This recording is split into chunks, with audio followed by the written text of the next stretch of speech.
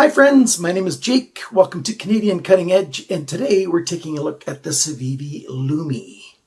I've got it in, cover up my face here. Yeah, it's a little hard to hold both of them. It comes in G10 in several colors, and it comes in micarta. The micarta is a, there we go, green micarta, like an OD green with a black wash, but it's a thick black wash kind of coating on the blade. And yeah, we've got a hollow grind. I've also got the black one, black G10. It's got stonewash blade.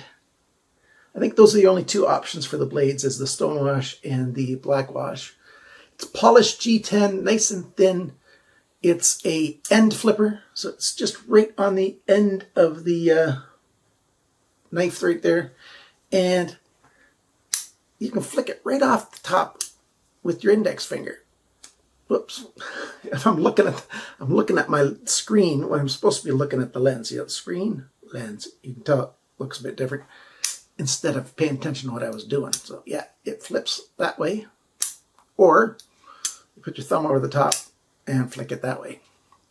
So yeah, two ways to flick it. That is, if it's got a good detent. This one's got a strong detent, which means I can't do the over-the-top flicking. I have to use my thumb. I will soften the detent on this one.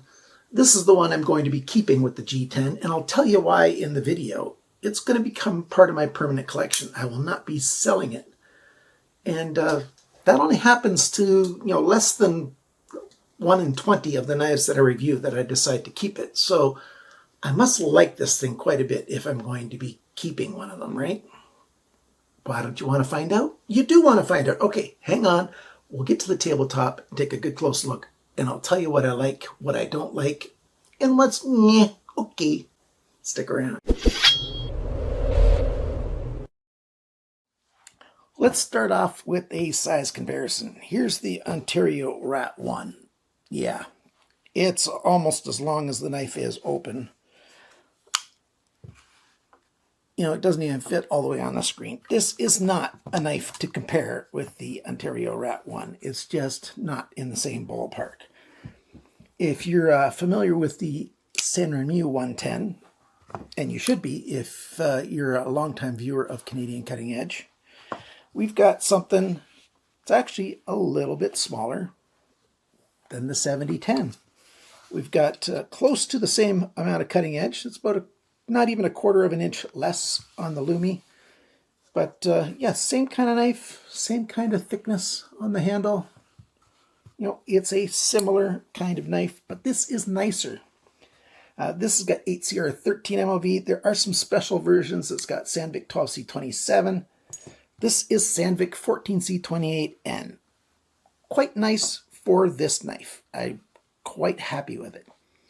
We've got, a sort of old style, Victorinox style shape for the handle.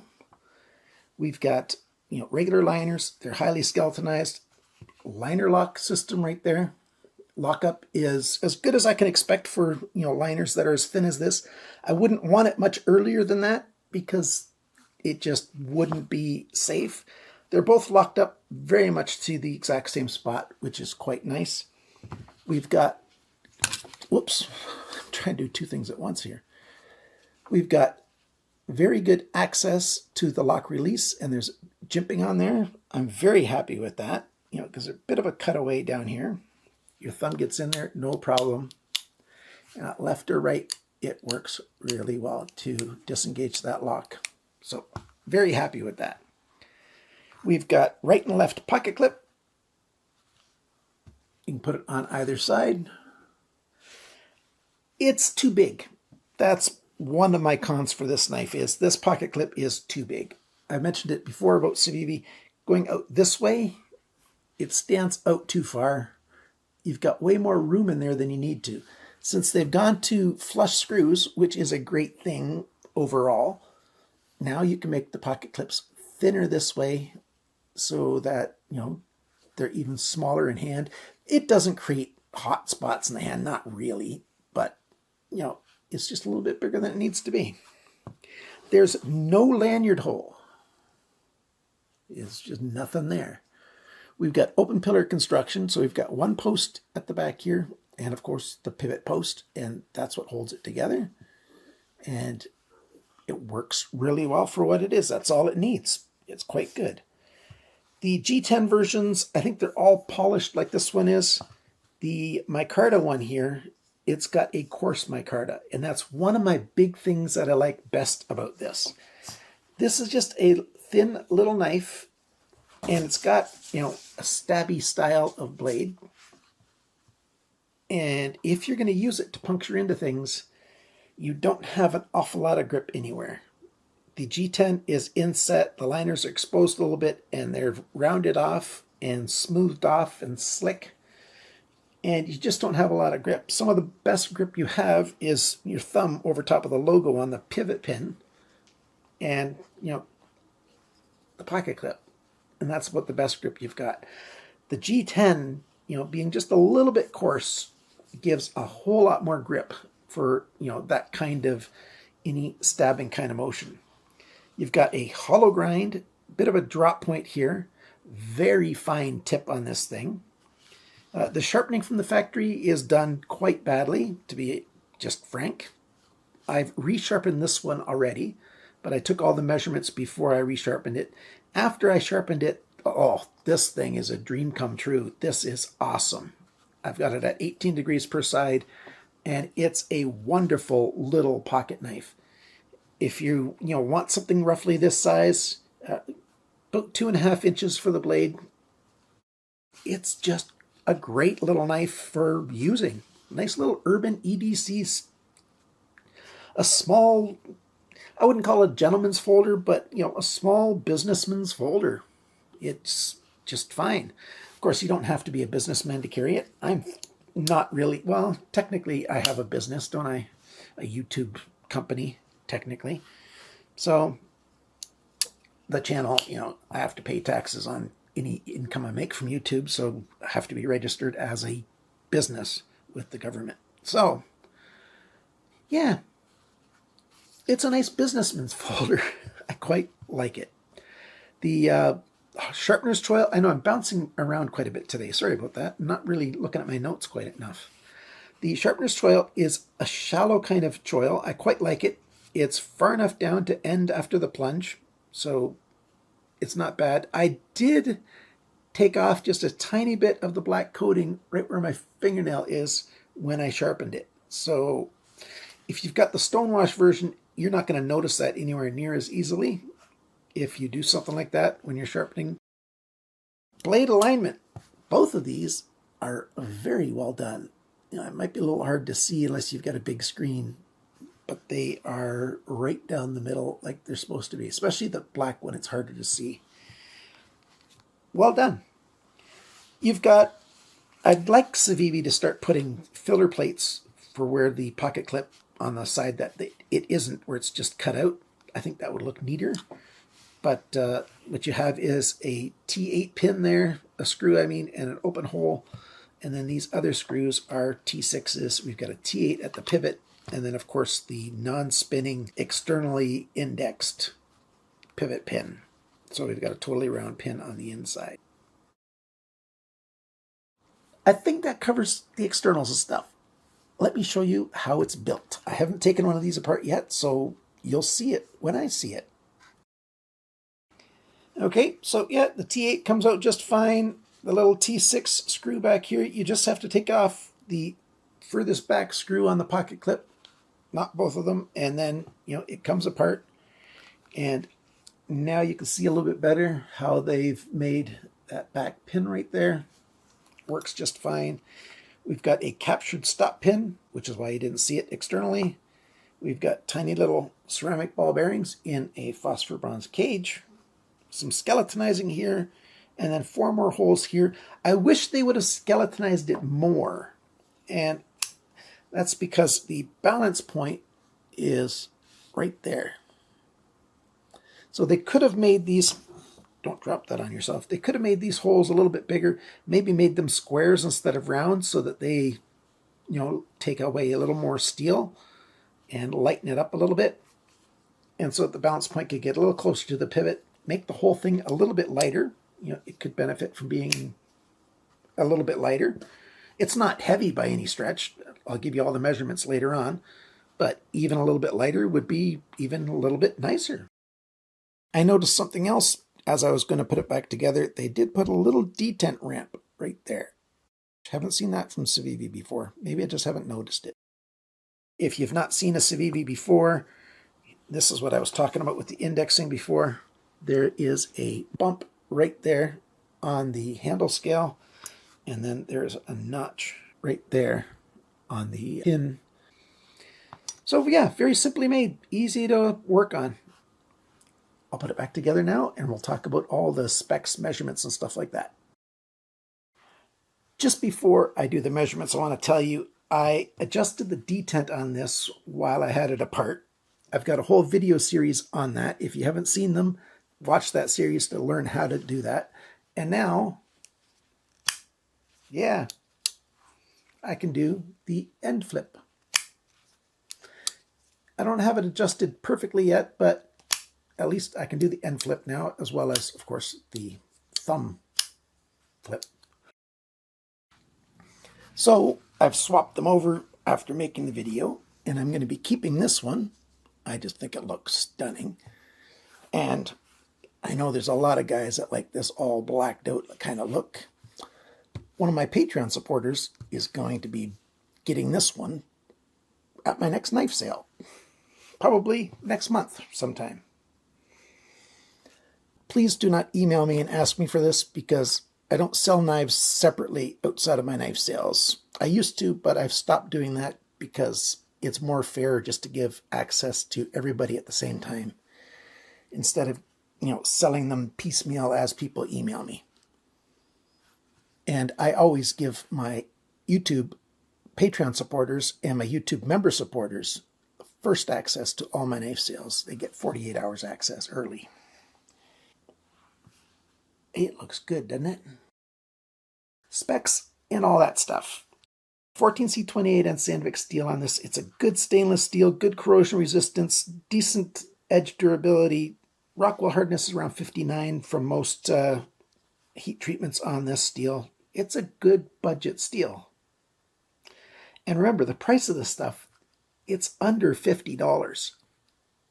Did I go over the prices? The price, $49.99 for the G10 version, $51 for the micarta version. That's at White Mountain Knives. Take off 10%. That makes this $44.99. Makes this $45.90. In the Canadian equivalents, that's $57. That's $59 Canadian dollars. The cheapest place to buy it in Canada that I found is Integrity Knives. They charge $79.99. So instead of $57, they charge $80, but they'd have a 10% discount as well. So that's what, $71.99? So $57 or $72. You take your pick how much you want to pay if you're in Canada. The measurements. How much does this weigh? This guy is 59 grams, 2.1 ounces. The micarta version is 55 grams, 2 ounces. The factory edge, I measured each one of these 3 times. So 6 measurements. I averaged it out 185 bests. And I'm going, what? Why is it getting such a bad score? You'll find out in just a second when I talk some more about the rest of the specs. The measurements, they're the same on all of these except for the grind angles. The cutting edge length is 61.9 millimeters, 2.44 inches. Blade length tipped to the closest spot on the liner, 64.2 millimeters, 2.53 inches. The thickness of the blade, let's put that right off the screen there. Thickness of the blade, this one's a little bit thicker because of the coating. 1.91 millimeters, which is 75.5 thousandths. This one's 1.89, which is 74.5 thousandths of an inch thick. The blade depth, this way, right here at the heel, it's the widest, 17.4 millimeters, which is 0.685 of an inch. How thick is it behind the grind? 0.3 millimeters, 12/1000ths of an inch, and that's true on both of these. Nice and thin behind the grind. So it should easily get a great sharpening score, shouldn't it? Well, it didn't because of the grind angles. Let's do this micarta one. Let's start with the best numbers. It started at 24.6 degrees and ended at 26.6 degrees. So 2.2 degrees variance. This side 24.7 and went to 26.8. So 2.1 degrees difference instead. That's pretty pushy. It's not a very sharp edge. You're pushing at 50 degrees through whatever you're cutting. No wonder the sharpness score wasn't that great. On this G10 version, started at 25.1, ended at 24.6. On this side, started at 25.6, ended at 27.6. So very similarly poorly sharpened from the factory. Like I said, this one now is 18 degrees per side, and I got a score of 35 best on the sharpness. Instead of 185, I got 035. The lower the score is better. If you want to watch my video on how I find out how sharp they are, there's a link to it up here, but I'll link it down below and in the comments as well. So you can learn how I measure the grind angles. That's another video. And how I measure how sharp it is. That's a second video. Back to the handle length now. 89.4 millimeters, 3.52 inches. The grip area, it's right around 8 centimeters, a little bit over 3.1 inches. The thickness of the handle, it's a little bit thicker on the micarta, but very, very close to the same. So I'm just going to give you one measurement. 10.42 millimeters, that's 0.41 of an inch. The handle depth, this way it's thickest right in the middle, or widest right in the middle. And it's the same if it's open or closed, because the blade tucks all the way inside. 20.7 millimeters, 0.815 of an inch. And how long is this knife? It is 153.4 millimeters, 6.04 inches. So yeah, not bad at all for the measurements. What are my thoughts about this thing? I'd like to see a change. The one big change I'd like on this, and this is going to sound strange coming from me because I don't like lanyards usually. I would have liked there to be a lanyard option on this, because a knife like this, I'd like to take the pocket clip off, have a short little lanyard on it, stick it into a leather sleeve, sheath, whatever you want to call it, and carry it that way. And then when I want to pull it out, I can just yank on that tiny little tab of a lanyard, pull it out. Oh, I'm trying to open it the wrong way around. And then use the knife. And then when you're done with it, put it away, like a small little pen knife. Although the blade design is not like a typical pen knife, not by a long shot. I really, really like this. A nice hollow grind, thin behind the edge, very fine tip. Yes, it is more delicate this way, but you just need to know what you have when you're using it and treat it, in accordance with what it is. This is an excellent little urban EDC knife. I really, really like it an awful lot. It's easy to access that lock release. You can flip it open with your finger, with your thumb. It carries well. The pocket clip, I didn't show how well it worked. I did mention that I'd like it to be thinner, and that's because when you put it in here, you've got loads of room here. It's just got loads of loose space in there. So if it was a little bit tighter this way, it would still have freedom to move around. Of course, this spot right here where it's touching the handle, that's what holds it. But yeah, the pocket clips on Civivi knives are too big, generally speaking. The detent on this was not quite dialed in right, so that might happen to you if you get one. So watch my video and learn how to fix that. It's not hard at all to fix a detent that's too strong. And I got to get the phone.